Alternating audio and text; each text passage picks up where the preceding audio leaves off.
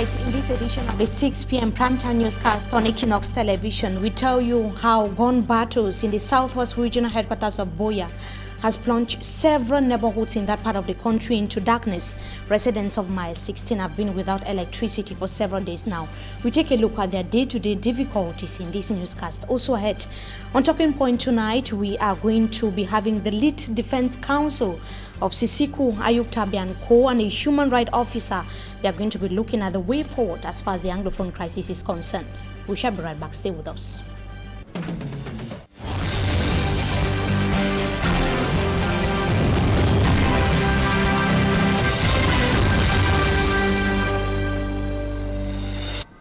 Good evening to you, ladies and gentlemen. We thank you for joining us in this edition of the 6 p.m. primetime newscast on Equinoxe television.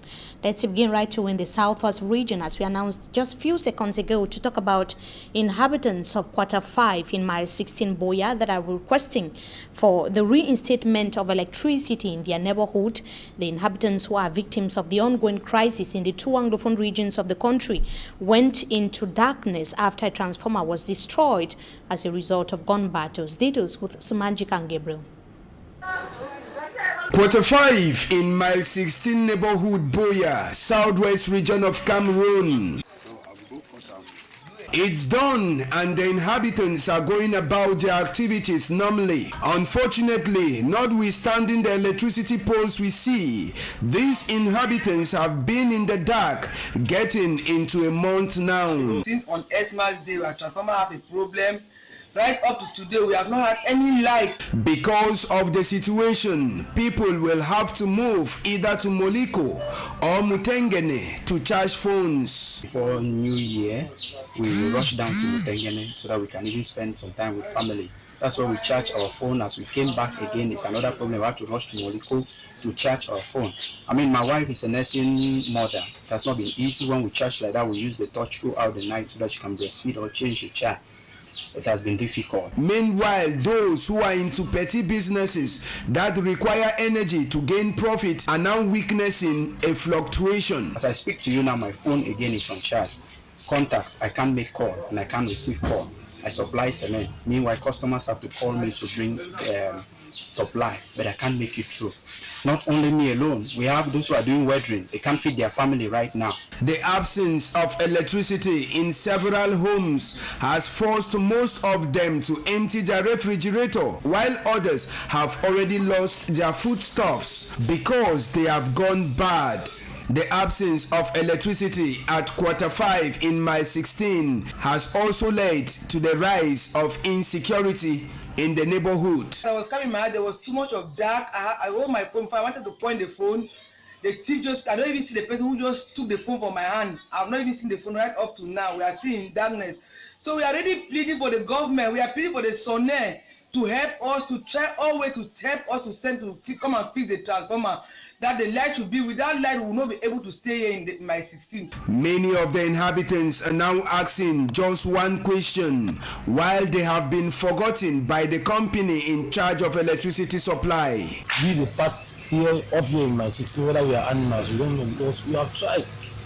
We have been living in darkness for long. We have buy candle until we cannot cope.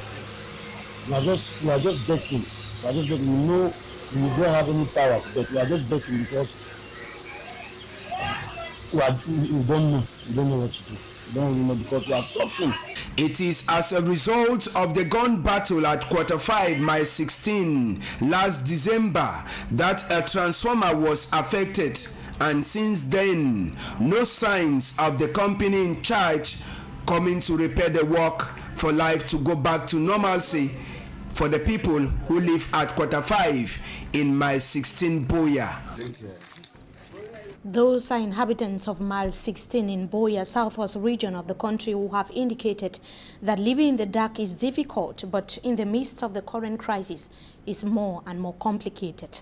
Defense Counsel of Julius Sisiku Ayuktabe and the other 9 Amazonian leaders have urged the government of Yaoundé to return the accused to Nigeria, where they were arrested over a year ago, for their nationalities to be established. They made the submission that was yesterday, the 10th of January 2019, as the case against the 10 detained Amazonian leaders opened for the first time. That was this year. The detainees had rejected their Cameroonian nationality in the previous hearing. It should be noted the case would again be heard. That's going to be on the 7th of February 2019. We are going to be having an excerpt of a lawyer from Nigeria, that is Barrister Abdul Oro, a Nigerian lawyer who says that their arrest and transfer to Cameroon was illegal, and that if the case is taken to Nigeria, it is, of course, it would certainly be cancelled because it is in total violation of national and international laws. Let's hear him in the following excerpt. That they were actually abducted illegally, which I know is true, and that they should be returned to Nigeria because of that violation, then it will render the whole process here irrelevant. It will thoroughly discredit the whole process here. And then we tell the story of how they were abducted, how they were subjected to inhuman and degrading treatment, how they were humiliated, and how they have been kept incommunicado for more than a year before this trial. You know, because of the culture of fear, everybody was afraid. Not that one. You know, but I was not afraid because I have to engage detectives in Nigeria before. That is Barrister Abdul Oro was actually joined the defense team of Sisiku Ayuktabe and Co. He was speaking to Equinoxe television. That was yesterday night in the nation's capital. And in the second part of this newscast, the lead defense counsel of the accused Amazonian leaders is going to be joining us to tell us the way forward. Now, Cameroon's defense ministry is striving to clear its public image by refraining from unlawful killings and human rights violation. In the implementation of law and order, it has done so by publishing a manual directing military personnel on how to tactfully execute their duties without unlawful assassination rather, and violation of human rights. Nsoh has the details in the following report. Some elements of the National Defense and Security Forces are at times accused of violating some human rights principles in the course of carrying out their duties. Many have often viewed and described these as scandalous acts of the military, thus advancing the need for proper maintenance of public order without trampling on some human rights principles. Some top security personnel say it will be proper for Cameroon to show good example by respecting and promoting human rights in its strive to protect citizens, even in conflicts. This is what motivated the Ministry of Defense to publish this booklet titled in French Guide de l'Instructeur. The book has been presented and handed over to the director of the International School for Security Forces. Brigadier General André Patrice Bitote noted that the informations contained in this guide focus on the human rights and humanitarian principles which must be respected during law and order implementation. It is destined to instructors, formators, and military personnel. Designed by several intellectuals, the manual composes 5 chapters and 8 appendices. These chapters enhance comprehension on respect of human rights during military operations, no matter challenges faced by the defense and security forces in the field. They are also instructed in the booklet to as well respect rights of persons deprived liberty, such as the incarcerated. Defense and security elements are also compelled to make a clear difference between enforcement of law, judiciary action, and gun battle when exercising their task. Nonetheless, these guides, according to the authors, lays emphasis on how the military forces should use arms tactfully, not to claim a human life, but capture and detain or infringe culprits. The military authors hope the manual will be carefully exploited by those concerned to avoid scandal on the face of the military for unlawful killings and human rights violations. And that brings us to the end of this first segment of the news. We shall be right back with Talking Point tonight.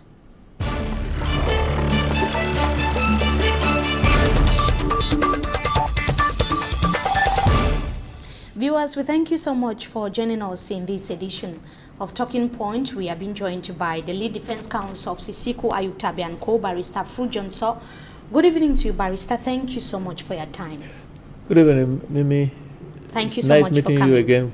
The pleasure is mine as well. Sisiku Ayuktabe and Co are due to appear in court. That's going to be on the 7th of February 2019. Yesterday's court session lasted for several hours. It was supposed to begin normally in the morning. It was extended to 1 p.m. and we saw you leaving the court premises. That was in the night. What can we retain from yesterday's hearing, Barrister, as the lead defense counsel? Well, the hearing was supposed to be at 10 o'clock. It was adjourned to 1, and we didn't even start at 1. We finally started at 2:56, and we went on till about 10:30. It was quite an interesting court session. Mimi, let me take a very short time to pass a message to all the lawyers. I'd like to thank all the Cameroun Barr lawyers, especially the president of the Barr Association, the bâtonnier Chakunte Charles Patier, who was himself in court yesterday. And he led the other past bâtonniers, bâtonnier Bernard Mona, bâtonnier Akere Mona, and bâtonnier Tabisson. I'd like to take this opportunity to thank them very much for the solidarity that they are showing with this case. And it is very important that Cameroonians know that the Cameroon Bar is standing as one to defend Ayuktabe and his friends. Having said that, yesterday we only debated one topic, and that was nationality, because the accused had raised the issue that they are not Cameroonians, and that they were from southern Cameroon's Ambazonia, and that created a doubt in the minds of everybody. So we wanted the court to look at the nationality law.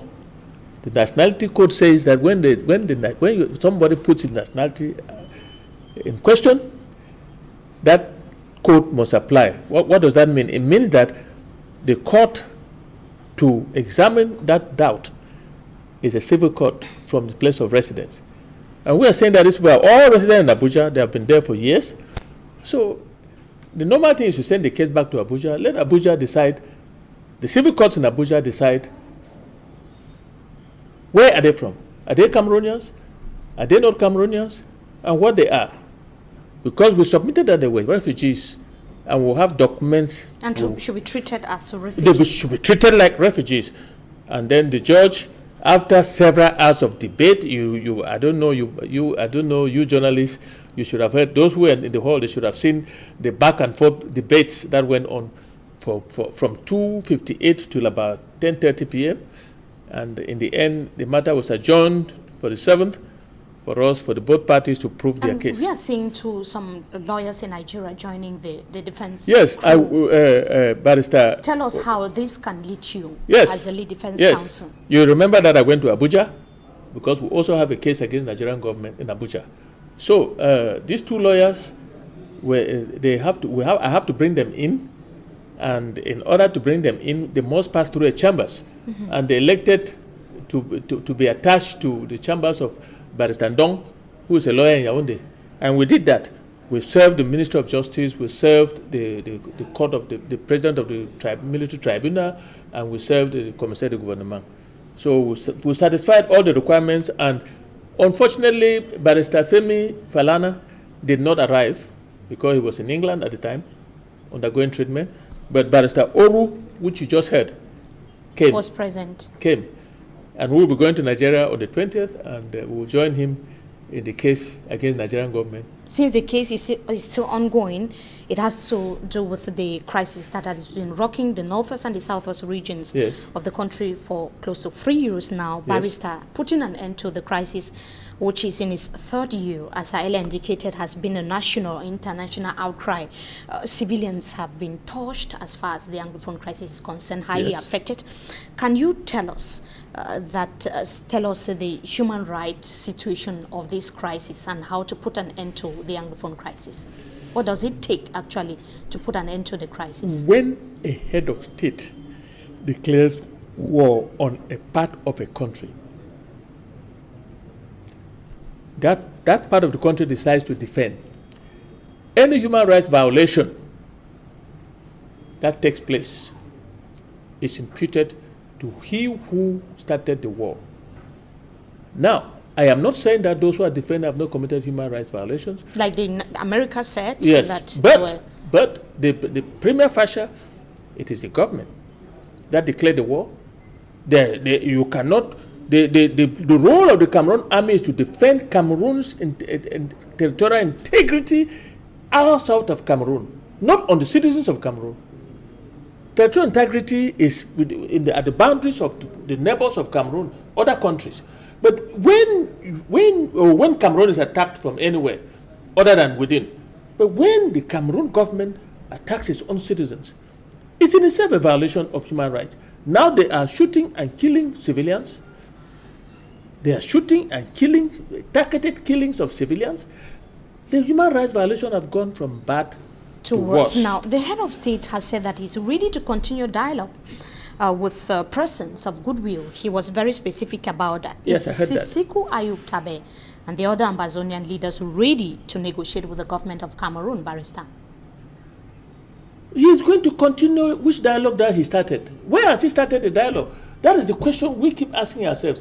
I want to declare here that my client who is the leader who is the president of, quote, Ambazonia, the Federal Republic of Amazonia, Ayub Tabe, is ready to meet the head of state or whoever with the two delegations. They are ready to meet and negotiate this matter.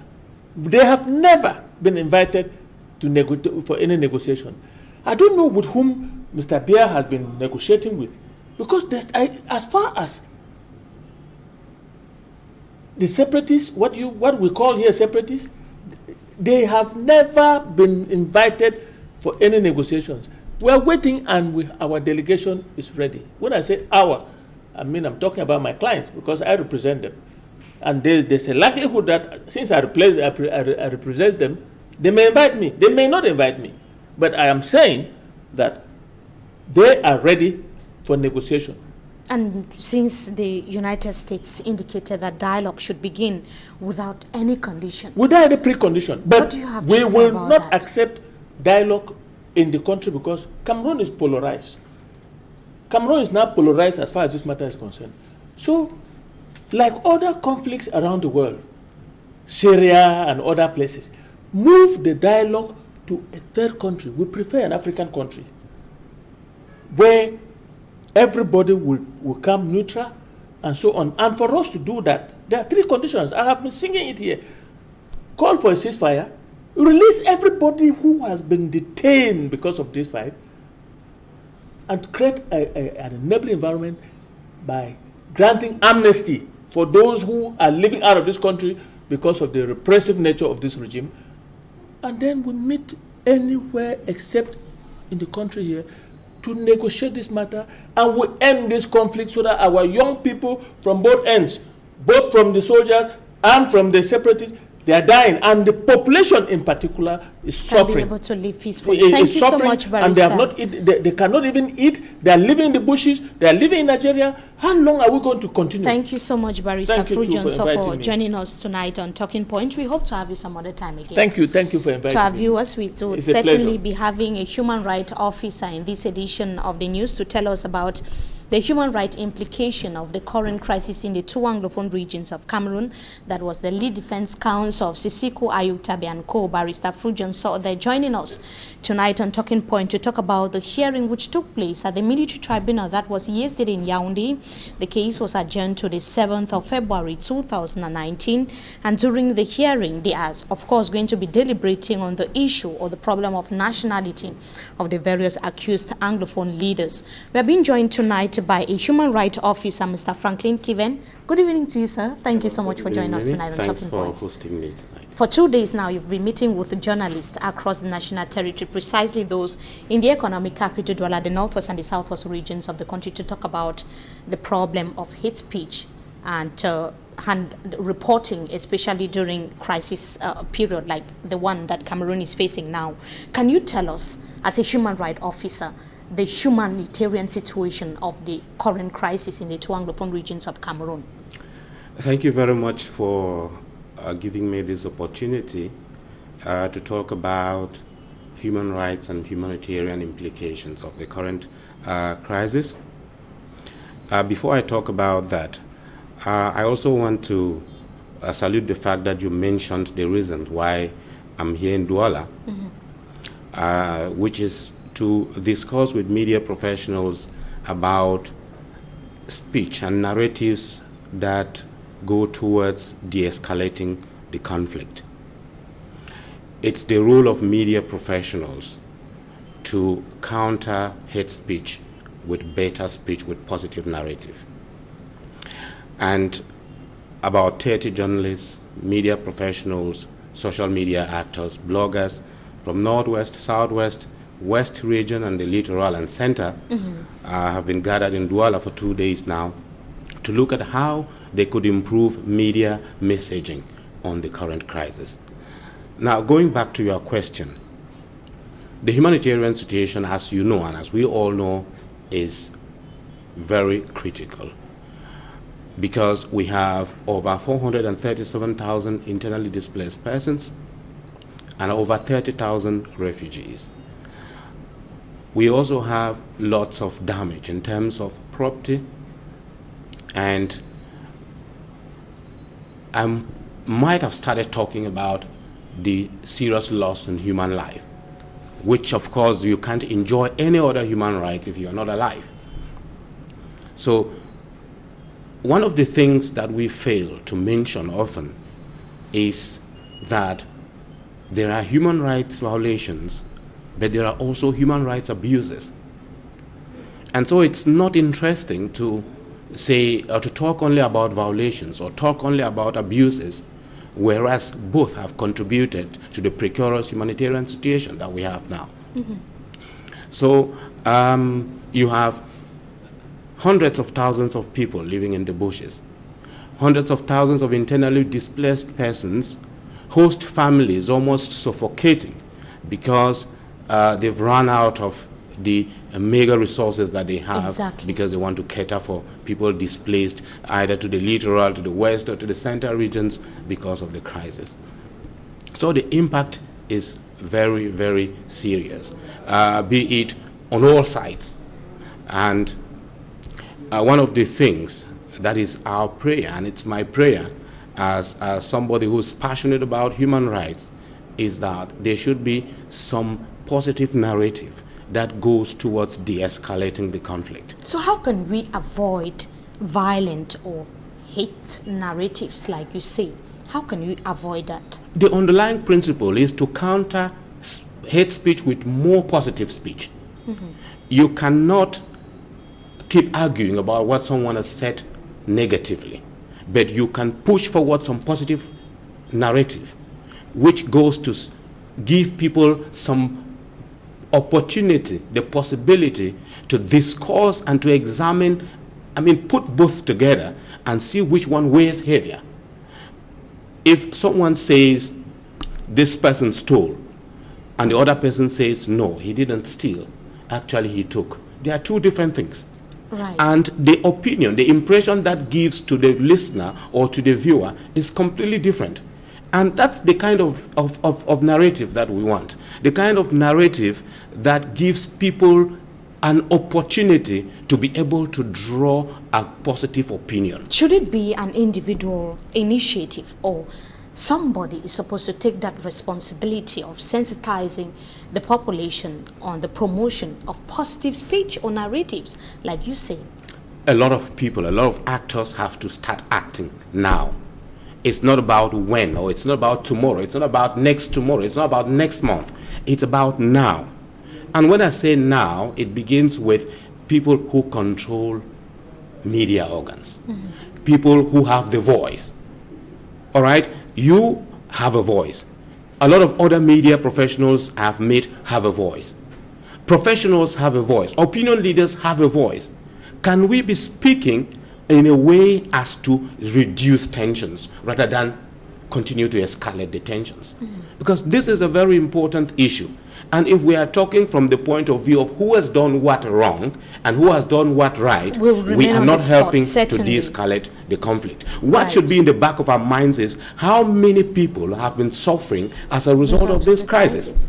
If you put the number of people suffering as a result of this crisis, then there is no such thing as a gain because of the crisis. There's no such thing as a gain. Or if some people are gaining by whatsoever reason, I don't know, from the crisis, then it's a pity. But we are supposed to change the narrative. As media professionals, we are supposed to change the narrative. Changing the narrative seems to be one of the most important ways of resolving the crisis somehow. Tell us as well what you think could be the way forward as far as this Anglophone crisis is concerned, putting an end to the current crisis in the two Anglophone regions of Cameroon. Yes, I said, towards the end of 2018, there was a lot of talked about hate speech, incitement to hatred, incitement to violence, including on most mainstream media, including in the social media. Okay?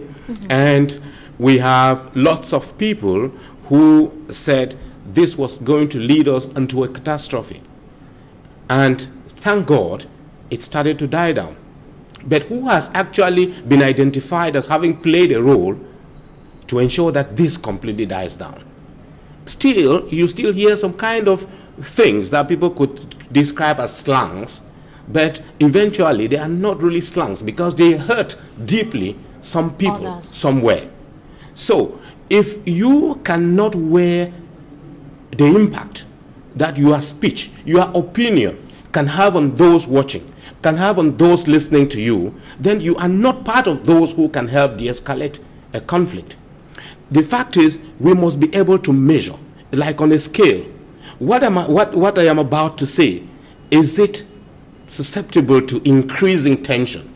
Is it susceptible to putting one person against the other? If that is the case, then I will better not say it. There are truths, but not every truth is good to be said. Not every truth is worth speaking.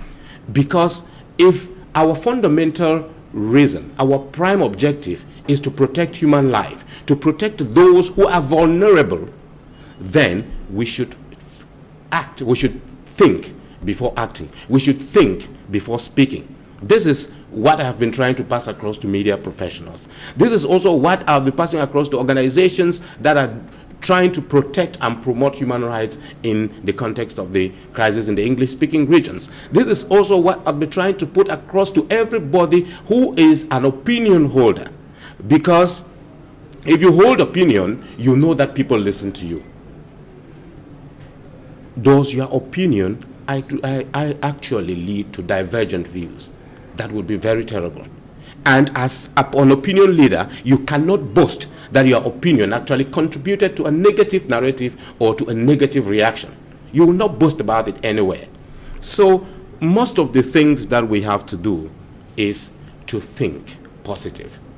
Because if we look at those who are suffering as a result of the crisis, there are so many. The consequences of the crisis on the economy, the consequences of the crisis on the society, on the political life, on the security life of the country is devastating. If this continues for a year or two, I don't know whether we will be able to handle the consequences of this. But there is still a possibility. By changing the narrative, there is still a possibility to turn the tides. Thank you so much, Mr. Franklin Kiven. Thank you for joining us tonight on Talking Point. We hope to have you some other time again. It's my pleasure, and thanks once again for inviting me. The pleasure is ours as well. That is a human rights officer. He's equally a journalist joining us tonight on Talking Point. We thank you so much, viewers, for joining us. Wishing you a blessed stay in the company of our programs. Until we meet again, goodbye, and may your weekend be blessed.